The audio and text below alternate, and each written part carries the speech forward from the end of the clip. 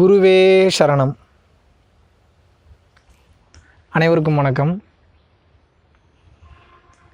இன்றைக்கி நம்ம எந்த விஷயத்தை பற்றி பார்க்க போகிறோன்னா, இந்த யோக பயிற்சிகளில் ஆத்ம சாதனையில் ஈடுபடுறவங்க, யோகிகளும் ஒரு சில ஞானிகளும் சித்தர்களும் மகான்களும் உண்மையை பார்த்துருவாங்க.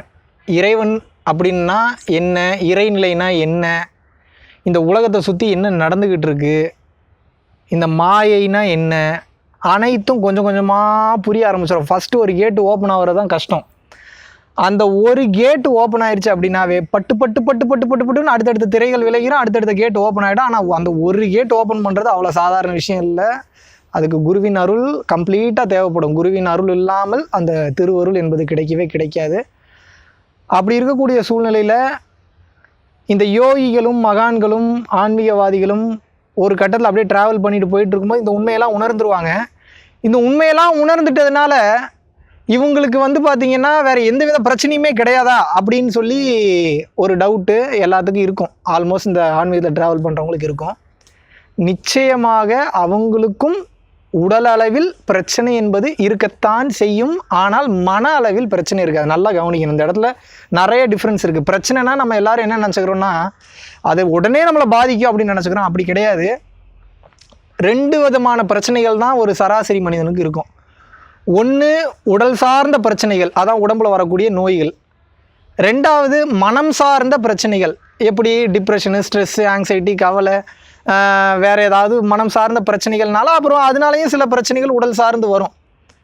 ஆனால் இந்த யோகிகளும் மகான்களும் ஒரு கட்டத்துக்கு மேலே சர்டைன் லெவல் ரீச் பண்ணும்போது, ஒரு குறிப்பிட்ட பவுண்டரியை தாண்டும் போது என்ன ஆகும் அப்படின்னா, உடல் கடந்த நிலைக்கு சென்று விடுவார்கள். உடல் கடந்த நிலைக்கு சென்று விடுவார்கள். அப்போ என்ன ஆகுனா, அந்த மனதை எப்படி பைபாஸ் பண்ணுறது, மனதை எப்படி மாஸ்டர் பண்ணுறது அப்படின்னு அந்த ஆர்ட்டை அவங்க அந்த ஆர்ட்டை அவங்க கற்றுப்பாங்க. மனதை எப்படி கையாளுறது அப்படின்ற அந்த உயரிய கலை தெரிஞ்சிருச்சுனாவே உடலையும் மனசையும் அக்கக்கா தனியாக பிரிச்சுருவாங்க. அந்த அந்த விஷயம் தெரிஞ்சிடும் அவங்களுக்கு. அந்த பக்குவம் வந்துடும். அந்த மனதையும் உடலையும் எப்படி தனியாக பிரிக்கிறதுன்ற பக்குவம் தெரிஞ்சிட்டாவே உங்களுக்கு உடம்புல என்ன நடந்தாலும் வலிக்காது. ஆனால் அங்கே நோட் பண்ணுங்க, நீங்கள் மகான்களும் சித்தர்களும் மற்ற உயர்ந்த இடத்துல இருக்கக்கூடிய யோகிகளும் மக்களுக்கு உதவி பண்ணணும், மக்களுக்கு இந்த ஞானத்தை போதிக்கணும்னு போகும்போது மக்களுடைய கர்ம வினைகளை அவங்க வாங்கிப்பாங்க. ஒரு எக்ஸாம்பிள் சொல்கிறேன். பரஞ்சோதி பாபா அப்படின்னு சொல்லிட்டு நம்ம சென்னை வடபழனியில் ஒரு மாபெரும் மகான். அவர் ஒரு ஸ்டுடியோவில் சென்னையில் சினிமா சம்மந்த ஒரு துறையில் தான் இருந்தார். அப்புறம் ஒரு கட்டத்துக்கு மேலே என்லைட்மெண்ட் ஆகி அப்புறம் தான் யார் என்ற உணர்தலுக்கு போய் இறைவனோட மொத்த ஆற்றல் அவருக்கு வந்துருச்சு. அந்த ஆற்றல் வந்தோடனே அப்படியே ஒரு இடத்துல போய் அப்படியே உட்கார்ந்துடுறாரு.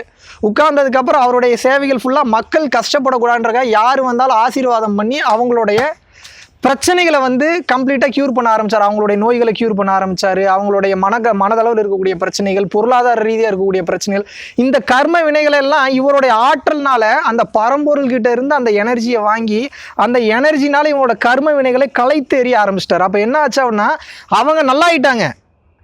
ஆனால் ப்ராப்ளம் என்ன, அவங்க உடம்புல இருந்த அவங்க கர்ம வினைகள், மற்ற பிரச்சனைகள், அவங்க அனுபவித்து தீர்க்க வேண்டிய கர்ம வினைகள் மொத்தமும் இவருடைய உடம்புக்கு வந்துருச்சு. அப்போ என்ன, காலில் பார்த்தீங்கன்னா அவருக்கு அந்த புழு ஏறுறது, ஒரு மாதிரி ரொம்ப பார்த்தீங்கன்னா அரிக்க ஆரம்பிச்சிருச்சு ஒரு மாதிரி கால். இந்த மாதிரிலாம் ஏகப்பட்ட மகான். நான் உங்களுக்கு எக்ஸாம்பிளுக்கு தான் பரஞ்சோதி மகான் நான் சொன்னேன். நம்ம ரமண மகரிஷி ஐயா கூட நீங்கள் எடுத்துக்கோங்க.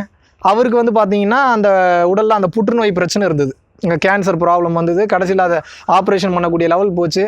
உடனே நீங்கள் கேட்கலாம், இவங்க பெரிய மகான்கள் தானே, சக்திகள்லாம் இருக்குது தானே, இவங்கெல்லாம் அதை க்யூர் பண்ணிக்க வேண்டியதானே. அவங்க அந்த வேலையை பண்ண மாட்டாங்க. ஏன் அப்படின்னா, அந்த பிரச்சனையை அடுத்தவங்களோட கர்ம வினையை வாங்கிக்கணுன்றது தான். இறைவன் ஒரு சட்டத்தை போட்டு செயல்படுத்திக்கிட்டு இருக்கான். அவன் பண்ண தப்புக்கு அவன் அனுபவிக்கணும். உப்பு தின்னவன் தண்ணி குடிச்சு தான் ஆகணுன்ற மாதிரி ஒரு சட்டத்தை அவர் கிரியேட் பண்ணி வச்சுட்டார். அந்த சட்டத்தின்படி தான் எல்லாம் நடந்துக்கிட்டு இருக்கு. அப்போ முன் ஜென்ம கர்ம வினைகள் படி இந்த ஜென்மத்தில் பிறந்து அந்த பிரச்சனையை நம்ம அனுபவித்து தீர்த்துக்கிட்டு இருக்கும்போது அதை பைபாஸ் பண்ணிட்டு அதை அனுபவிக்கவே கூடாது அப்படின்னா இறைவனே அப்புறம் இறைவன் சட்டத்தை மீறுற மாதிரி ஆயிரும். அப்போ என்ன பண்ணுறாங்கன்னா, இந்த மகான்களும் குருமார்களும் கருணை உள்ளம் கொண்டு மேலேருந்து கீழே இறங்கி மனதளவில் சொல்கிற இறங்கி இவன் இந்த கஷ்டத்தை படக்கூடாதுன்னு சொல்லி அந்த ஆற்றல்னால இவங்க க்யூர் பண்ணிடுறாங்க. ஆனால் அந்த கர்ம வினை என்ன ஆகுது, இவங்களை பிடிச்சிக்குது. ரொம்ப சிம்பிளான கான்செப்ட்டுங்க. ஒரு பேப்பர் இருக்குது, பேப்பரை நான் எரிக்கிறேன்னு வச்சுக்கோங்க. காணாமல் போயிடுது பேப்பர். அந்த பேப்பரோட சாம்பல் என்ன பூமி தாங்கிடுது இல்லை? அப்போ ஒரு இடத்துல இருந்து போனால் இன்னொரு இடத்துக்கு கீழே போய் தான் ஆகணும். அதான் நியதி, அதான் இயற்கை நியதி, அதான் இயற்கையின் சட்டம். அப்போ அங்கே கர்ம வினை கழியுதுன்னா வேற எங்கேயாவது ஏறி இந்த மாதிரி மாபெரும் மகான்கள், மாபெரும் சித்தர்கள், ஞானிகள்லாம் அந்த பிரச்சனைகளை அனுபவித்து, மக்களோட பிரச்சனைகளை இவங்க அனுபவித்து கரைச்சி தீர்த்தாங்க. சிவானந்த பரமஹம்சர் வந்து பார்த்தீங்கன்னா ஒரு டைம் ரோட்டில் போயிட்டு இருக்கும்போது எதர்ச்சியாக ஒருத்தருக்கு காலில் ஏதோ மிகப்பெரிய பிரச்சனை. அவரை பற்றி தெரிஞ்சிருச்சு, ஒரு மாபெரும் ஆற்றல் மிக்க மகான் அப்படின்றது தெரிஞ்சிருச்சு. சித்த வித்தை உபதேசம் கொடுக்கக்கூடிய மாபெரும் ஒரு சித்த நிலையிலிருந்த சித்த புருஷர், மகான், எப்படினாலும் பேர் வச்சுங்க, சிவானந்த பரமஹம்சர். பல பேர் வந்து வள்ளலாரோட மறு அவதாரம்னு கூட ஐயாவை சொல்கிறாங்க. அவருக்கு வந்து நிலைமையை பாருங்கள். அத்தனை பேருக்கு சித்த வித்தை கொடுத்து உபதேசம் செய்து மாபெரும் மகா நிலையில் இருந்தவர் காலை பிடிச்சிட்டு அவர் விடவே இல்லையா. ஐயா எனக்கு இந்த மாதிரி பிரச்சனை வலி தாங்க முடியல. எதனால இவங்களுக்கு இந்த பிரச்சனை வந்துச்சு? முன் ஜென்மத்தில் ஏதோ ஒரு பஞ்சாயத்தில் தெரிஞ்சோ தெரியாமலோ, அறிஞ்சோ அறியாமலோ ஒரு உயிரை கொல்றது, உயிரை கொன்று சாப்பிட்றது, மாமிசத்தை தின்றது, அதனுடைய சாபம்லாம் அப்போ போகும் இல்லையா பராபரத்துக்கு? அது எல்லாம் கேட்காமலாம் இருக்காது. அப்படி போகிறப்போ அந்த கர்ம வினைகளை அனுபவித்து தீக்கணுன்றப்ப ஏதோ ஒரு பிரச்சனையில் அவங்களுக்கு அந்த மாதிரி ஒரு காலில் ஒரு நோய் வந்துருச்சு. இவர் வலி தாங்க முடியாமல் இவர் காலை பிடிச்சிட்டு இவர் விடலை. நீ தயவு செஞ்சு க்யூர் பண்ணணும், நீங்கள் இதை நீங்கள் வந்து குணப்படுத்தி ஆகணுன்னே.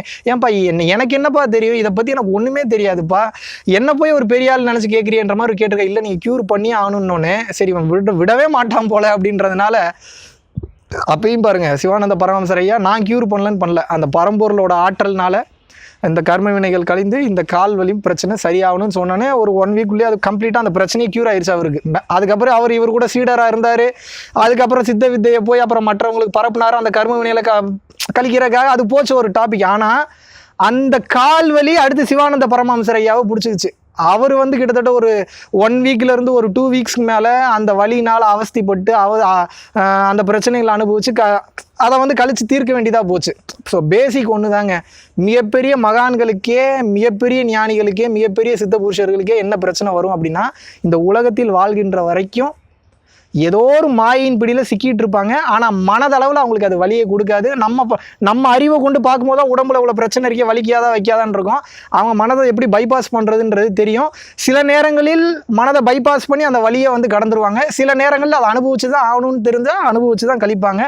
அது அவங்களோட மனநிலையை பொறுத்தது. அந்த கால்குலேஷன்லாம் அவங்களுக்கு தான் தெரியும். அதை பற்றிலாம் நமக்கு பேசுறது கூட தகுதி கிடையாது. நம்ம அதெல்லாம் திங்க் பண்ணுற கூட அதுக்கு இன்னும் நமக்கு பக்குவம் பத்தாது.